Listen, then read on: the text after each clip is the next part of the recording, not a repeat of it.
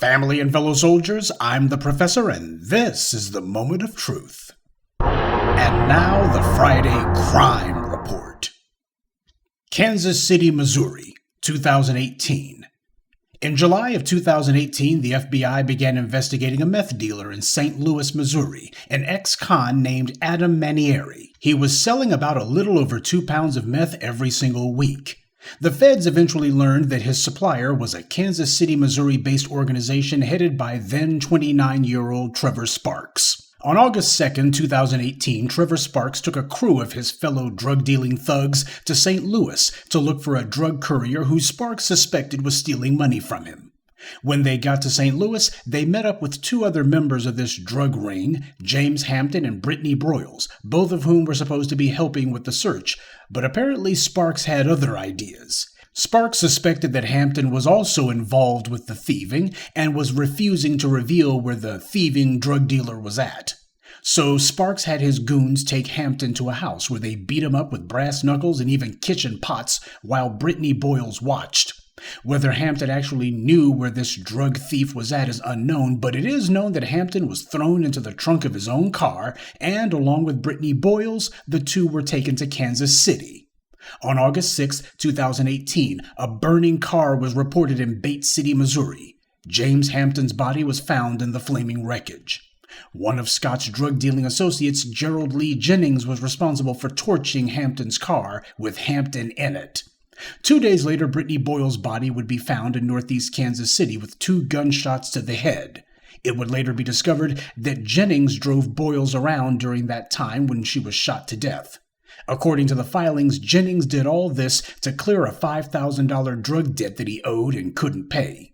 The FBI sent a confidential informant to buy meth from Sparks and his friends. During one transaction, Trevor Sparks described how someone had stolen hundreds of firearms from a storage locker Sparks was renting, and that he had been given the guns as payment in exchange for the drugs that he sold.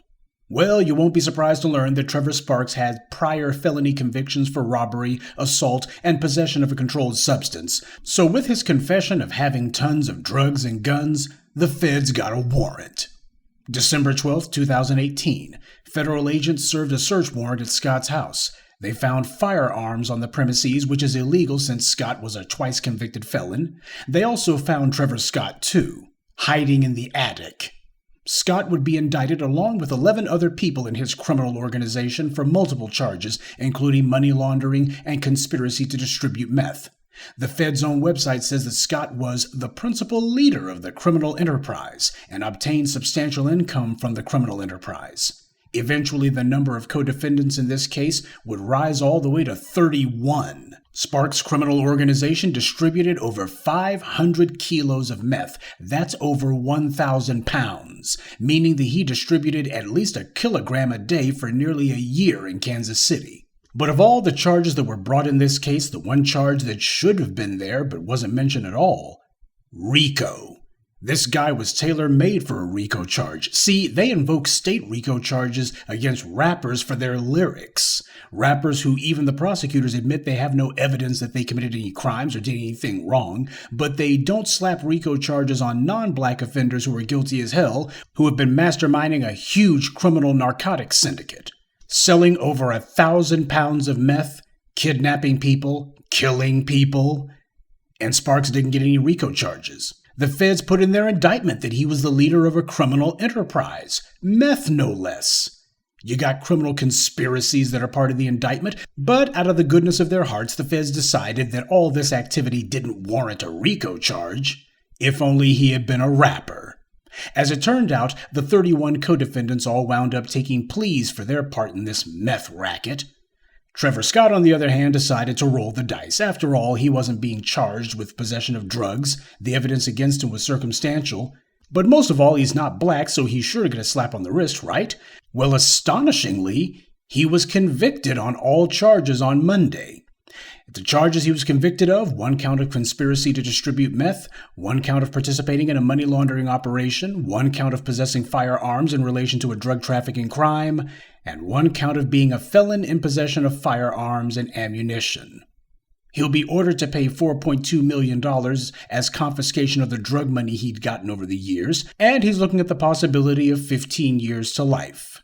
Now, we all know that comes with a huge asterisk beside it. Now, with black offenders who the police claim had even a dime bag on them, they'd be looking at football numbers in prison, but this little murderous meth racketeer is only looking at 15 years, at minimum anyway, after all the meth that he's trafficked. I haven't found where anyone's been charged with the murders of either James Hampton or Brittany Boyles. I didn't even see where it was part of the indictment against any of the accused. Now, I guess, considering how many people were caught up in this case, the feds are probably thinking that the guilty party has to be in there somewhere and that they've been given some measure of punishment. But notice how even though this meth-dealing syndicate was tied to at least 2 murders, the man mostly responsible, who was the leader of the criminal enterprise, was never charged with either one. His associates were driving around the people who were killed. They were with the people before they were killed, burning the cars of the people who were killed. And yet the man who was leader of the group, they don't tie him to any of that. And apparently not one of these co-defendants got paid with the killings either. This is why those FBI stats the white supremacists love to post comments on the internet about are bogus. Not only because we know the police are far less likely to arrest a white offender, DAs far less likely to charge, and if they charge, it will as often as not be for something other than homicide. Here you got the feds doing the same thing. So you have anti-black racists trying to justify their anti-black racism using stats that are compiled by other anti-black racists. You have people who have been kidnapped, tortured, and murdered by these meth dealers. And yet these politicians aren't declaring a war on meth. Meth is a public health emergency, not a criminal justice issue. So these white right-wingers out there, you're not going to be seeing them pushing for Rockefeller laws or mandatory sentencing guidelines, especially for meth. And among Democrats, you're not going to see Jim Crow Joe Biden, the man who helped pass the legislation that created the 100-to-1 sentencing disparity between crack cocaine and powder cocaine, pushing for all kinds of draconian laws on this. And the reason why is because crack was associated more with black users and dealers. But with meth, you have a drug that is almost exclusively used by white people and sold overwhelmingly by white dealers, and the government doesn't want that to be treated like a big deal. And the white media doesn't do movies about ruthless meth dealers either. No TV shows where the cops are having non-stop shootouts with bloodthirsty meth kingpins who are tearing up the city, all so they can make money off of peddling their poison. The closest that the white media has ever come to actually portraying this was the TV show Breaking Bad. The meth dealer on that show was white, all right, but they made him the main character of the show. Showed that he had a family, kids. Oh, the only reason that he was selling meth was because he had cancer and he was trying to pay his bills and he wanted to give his family a better life, blah, blah. And while the white people who like that show will probably try to claim that, well, he was shown doing bad things, he killed some people, etc. I've seen the clips on YouTube. And I've also seen that by the time Breaking Bad was over, they had rehabilitated this meth dealer. He died, but not before he gave his life, taking out some neo-Nazis and saving a friend of his. Yeah, because you see, the meth dealers, they've got a heart of gold. They just fell on hard times, don't you know? Now compare that, on the other hand, to, say, The Wire. You got these black drug dealers who are peddling poison in the black community. There's no redemption for them. These guys just die because, well, that's just what black people do, don't you know? None of them has fallen on hard times. None of them has a family they're trying to take care of. They just do it because they love dealing drugs. They just love it. So meth is the hard narcotic that's not treated like a hard narcotic at all by the white media or the white authorities. That's why you hadn't heard of this story before I told you about it. It's been out there since 2018. Over 1,000 pounds of meth sold, 31 co-defendants, 2 dead people, at least that we know about, and 1 meth kingpin. Between this crime and the white supremacist who was kidnapping, raping, torturing, and even murdering black women in Kansas City, the people of Missouri probably think the police out there aren't doing their jobs at all. Well, that is if you're one of the few remaining people still gullible enough to think that going after criminals is the police's job. And that's this week's Friday Crime Report.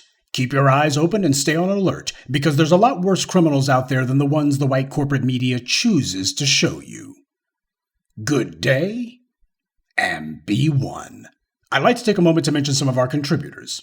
LaFleur Ivy, Wendell, Eddie Newsom, Mark Singleton, and Cedric Etheridge. Salute to them and thank you to everyone for listening, liking, and sharing this message. Black empowerment only exists because of you.